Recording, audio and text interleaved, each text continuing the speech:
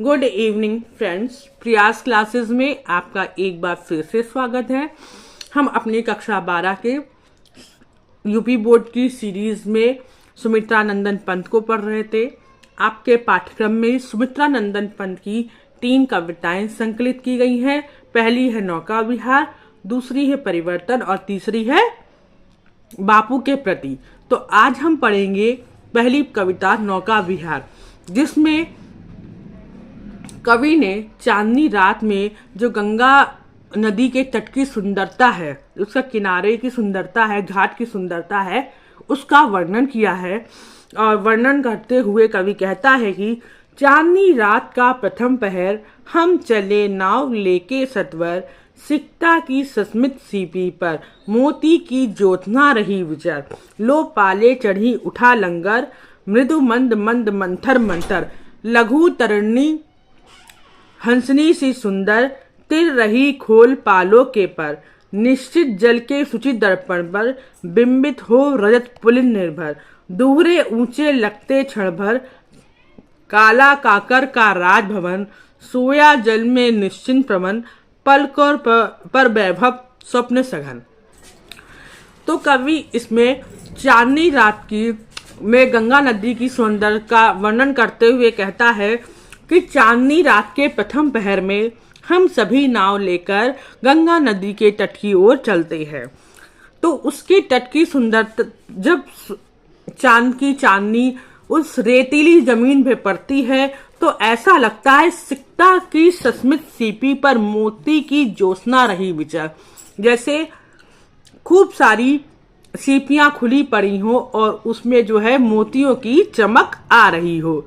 लो पाले चढ़ी उठा लंगर, जो नाव है वो अपनी पाले चढ़ाकर और लंगर को उठाकर नदी में नीचे उतरती है। मृदु मंद मंद मंथर मंथर, लघु तरणी हंसनी सी सुंदर, तिर रही खोल पालो के पर।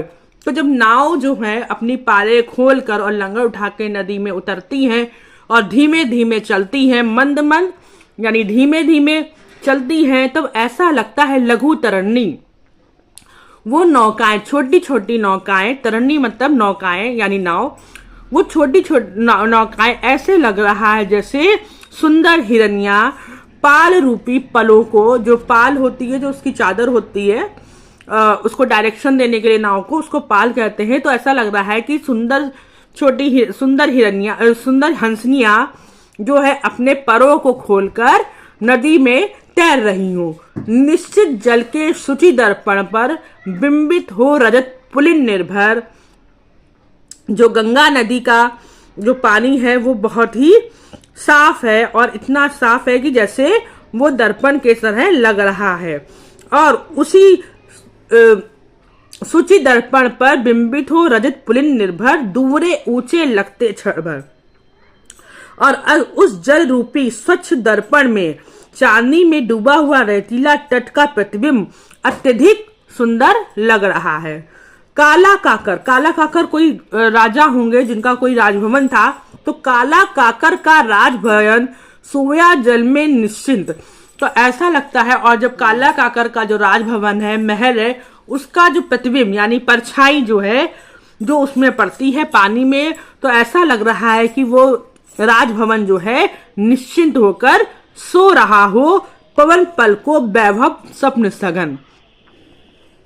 और उसकी झुकी हुई पलकों एवं शांत रूपी मन में वैभव रूपी सपने तैर रहे हों।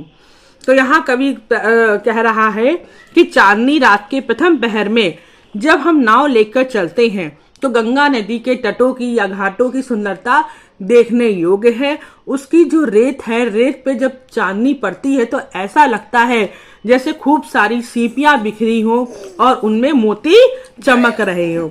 नाव जो है अपनी पाले और लंगर उठाकर जब धीरे धीरे नदी में उतरती है तो ऐसा लगता है कि जैसे बहुत सारी हंसनी अपने परों को फैलाकर नदी में धीरे धीरे तैर रही हूँ। निश्चित और गंगा नदी का जल बहुत ही साफ और स्वच्छ है। वो इतना साफ और स्वच्छ है कि वो दर्पण की तरह यानी किसी शीशे या आईने की तरह लग रहा है। और उसमें जब रेत का प्रतिबिंब पड़ रहा है यानी छाया पड़ रही है तो बहुत ही सुंदर लगता है। और उसी जल में जब काला काकर का राजभवन की परछाई पड़ती है तो ऐसा लगता है कि वो भवन नदी के पानी में निश्चिंत होकर सो रहा है और अपनी पलकों में शांत मन में वैभव रूपी सपने देख रहा है।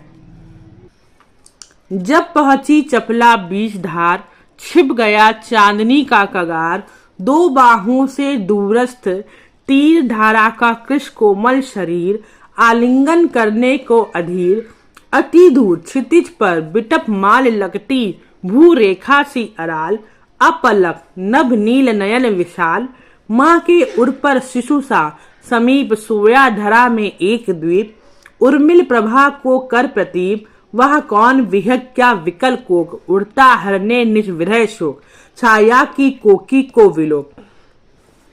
अब इस पद्यांश में कवि कहता है कि जब नाव है हमारी बीच धार में पहुंचती है, गंगा के नदी के बीचों बीच में पहुंचती है, जब पहुंची चपला बीच धार, छिप गया चांदनी का कगार। जब हमारी नाव नदी के बीच में पहुंचती है तो वो चांदनी का जो तट था वो छुप जाता है, वो अब दिखाई नहीं दे रहा है। तो वहां दूर से ऐसा लगता है पतली एक लाइन सी दिख रही है, तो ऐसा लगता है दो बाहों से दूरस्थ तीर, धारा का कृष कोमल शरीर, आलिंगन करने को अधीर। तो कवि की कल्पना करता है कि ऐसा लग रहा है जैसे नायक अपनी बाहों में जो दूर तट है तो वो बाहों के समान लग रहा है और नदी रूपी नायिका के कोमल शरीर को आलिंगन करना मतलब गले लगाना चाहता है। अति दूर क्षितिज पर बिटप माल लगती भू रेखा सी अराल, और जो थोड़ी दूर पर स्थित पेड़ों, क्षितिज पर जो विटप माल यानी कि विटप मतलब पेड़ों की जो माल मतलब लाइन, जो पेड़ों की पंक्तियां हैं या लाइनें हैं, तो वो ऐसा लगता है जैसे वो नायक की भौएं हो। अब पलक नभ नील नयन, और गगन रूपी नायक जो है अपनी नायिका को अपलक यानी एक टक अपने बड़े बड़े नीले नयनों और विशाल नयन, नीले और विशाल नयनों से अपलक यानी एक टक वो अपनी नायिका को देख रहा है। माँ के उर पर शिशु सा समीप सोया धारा में एक दीप। वहीं थोड़ी दूर चलने पर जब उसको नदी की धारा में एक दीप दिखाई देता है तो कवि कल्पना करता है कि वह दीप ऐसा लग रहा है जैसे मानो माँ के उर पर शिशु सा यानी माँ के सीने से लग के कोई शिशु जो है वो सो रहा है। उमिर प्रवाह को कर प्रतीप, वह कौन, तभी वहां पर एक ऊपर से एक पक्षी उड़ता हुआ दिखाई देता है। तो कवि सोचता है ये शायद चकवा है। चकवा और चकवी दो पक्षी होते हैं। एक कहानी के अनुसार इनको श्राप मिला है कि ये रात में इनमें वियोग हो जाता है तो ये दोनों एक दूसरे के वियोग में चिल्लाते रहते हैं। तो वही कह रहे हैं, कवि यही कल्पना कर रहा है कि शायद ये जो पक्षी है ये कुछ चकवा है जो अपनी चकवी को ढूंढ रहा है और जल में अपनी परछाई देख वो सोचता है कि यह मेरी चकवी है और अपनी विरह वेदना, अपने जो विरह का दुख है उसको मिटाने के लिए आकाश में व्याकुल उड़ रहा है। आकाश में परेशान सा होकर वो उड़ रहा है। जो लगती है नाव पार, उर्मे आलोकित रात विचार, इस धारा सा ही जग का क्रम, शाश्वत इस जीवन का उद्गम, शाश्वत है गति शाश्वत संगम, शाश्वत नव का नीला विकार, शाश्वत शशि का यह रजत हाथ, शाश्वत लघु लहरों का विलास, हे जग जीवन के करधार, चिर जन्म मरण के आर पार, शाश्वत जीवन नौका विहार, मैं भूल गया अस्तित्व ज्ञान, जीवन का यह शाश्वत प्रणाम, करता मुझको अमृत प्रदान। कवि कहता है, ज्यों ज्यों लगती है नाव पार, उर्मे आलोकित रात विचार, इस धारा सा ही जग का क्रम, शाश्वत इस जीवन का उद्गम, शाश्वत है गति शाश्वत संगम, शाश्वत नभ का नीला विकास, शाश्वत शशि का यह रजत हास, शाश्वत लघु लहरों का विलास, हे जगजीवन के करधार, चिर जन्म मरण के आर पार, शाश्वत जीवन नौका विहार, मैं भूल गया अस्तित्व गान, जीवन का यह शाश्वत प्रणाम, करता मुझको अमृतदान। कवि कहता है कि जब नौका जो होती है वो आगे बढ़ती है और जैसे जैसे नौका जो है वो पार होने लगती है, दूसरे किनारे पर आने लगती है, उर मतलब मन में, कवि के मन में यह विचार उठता है कि इस धारा सा ही जग का क्रम, जैसे यह धारा है निरंतर बहती रहती है, उसी तरह इस संसार का भी नियम है, वो निरंतर आगे बढ़ता रहता है। एक व्यक्ति जन्म लेता है, उसकी मृत्यु होती है, तब दूसरा व्यक्ति जन्म लेता है। जिस तरह से ये नदी का पानी बहता रहता है, इसी तरह जगत का क्रम भी चलता रहता है। शाश्वत इस जीवन का उद्गम, जिस प्रकार जीवन का उद्गम शाश्वत है, मतलब उसका होना निश्चित है और आज से नहीं सदियों से है, शाश्वत है गति, और जिसका जन्म हुआ है उसकी मृत्यु भी होना निश्चित है। जिस प्रकार अगर नदी है तो उसके पानी में निरंतर यानी बहाव निरंतर रहता है, शाश्वत संगम है। और जिस प्रकार एक नदी जाकर समुद्र में मिल जाती है, उसी प्रकार मनुष्य भी मृत्यु को प्राप्त करके ईश्वर में मिल जाता है। शाश्वत नव का नीला विकास, परंतु यह आकाश का जो नीला विकास है यह शाश्वत है।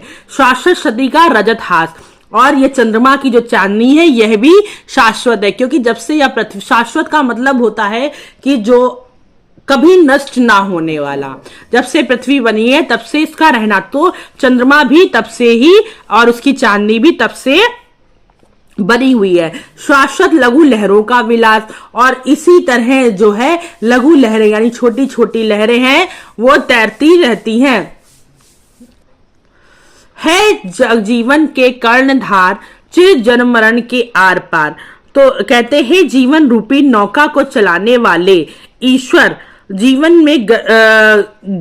में जो है जन्म और मृत्यु का जो है वो क्रम बनाए रखते हैं। शाश्वत जीवन नौका विहार, जिस प्रकार नाव आती हैं, नदी में तैरती हैं और किनारे लग जाती हैं, उसी प्रकार मनुष्य भी जन्म लेता है और इस संसार में अपने जीवन को व्यतीत करता है और फिर मृत्यु को प्राप्त करता है। मैं भूल गया अस्तित्व ज्ञान, मैं अपने अस्तित्व के ज्ञान को ही भूल गया था। जीवन का यह शाश्वत प्रमाण, यह तो जीवन के शाश्वत प्रमाण को, मतलब जो जीवन की निरंतरता है या गतिशीलता है, उसका ये शाश्वत प्रमाण है, यानी प्रूफ। प्रमाण मतलब प्रूफ है यानी सबूत है। करता मुझको अमृत दान, जो मुझे अमृत दान करता है, मतलब जो हमें यह सिखाता है कि जिस प्रकार नदी निरंतर पर्वत से उतरती है और निरंतर बहती हुई समुद्र में मिल जाती है, इसी प्रकार मनुष्य का जीवन भी है। मनुष्य अपने जन्म लेता है और फिर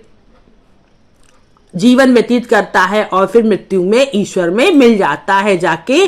तो इस प्रकार जो ये नदी की धारा है हमें जीवन के या संसार के प्राकृतिक नियम का ज्ञान कराती है।